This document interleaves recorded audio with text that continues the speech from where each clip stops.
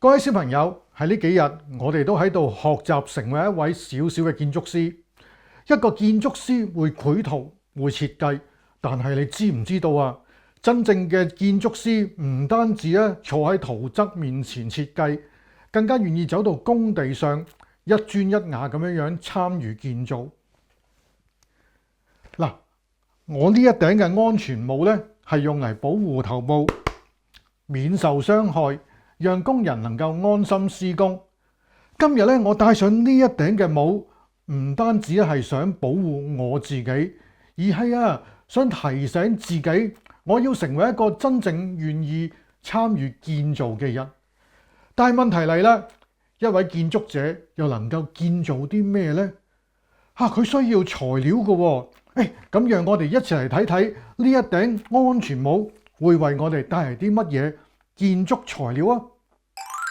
睇嚟咧，佢都只不過係一頂好普通嘅安全帽啫。咦，入邊原來係有一嚿嘅磚頭嘅噃。呢一塊嘅磚頭咧，其實係建築材料，佢代表住一份嘅參與。我哋每一個人都可以為神嘅家出一分力。不過一塊嘅磚頭係起唔到一間屋嘅噃。但係如果你攞一塊，我又攞一塊，佢又攞一塊，大家都願意一齊嘅付出，咁就可以砌成一幅嘅牆，甚至乎起好一間嘅屋噶啦。我哋要建造嘅唔係一間普通嘅屋，而係充滿愛嘅家，係屬神嘅見證。